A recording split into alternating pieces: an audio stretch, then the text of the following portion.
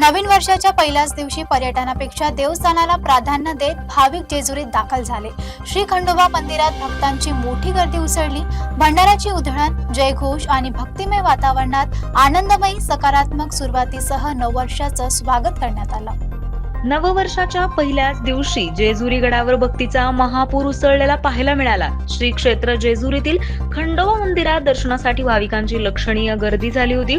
महाराष्ट्राच्या विविध भागातून आलेल्या भाविकांनी वर्षाची सुरुवात देवाच्या चरणी घालवण्याचा संकल्प करत मोठ्या श्रद्धेने खंडोबाचं दर्शन घेतलं। जेजुरी गडावर भंडाऱ्याची उधळण, खंडोबाच्या नावाचा जयघोष आणि भक्तिमय वातावरण यामुळे संपूर्ण परिसर पिवळ्या रंगात न्हाऊन निघाला होता। वर्षाचा पहिला दिवस आनंददायी, सकारात्मक आणि भक्तिमय वातावरणात जावा हीच भावना प्रत्येक भाविकाच्या चेहऱ्यावर दिसत होती। महाराष्ट्राच्या संस्कृतीत देवदर्शनाचं असलेलं महत्त्व या नववर्षाच्या पहिल्याच दिवशी पुन्हा एकदा अधोरेखित झालं।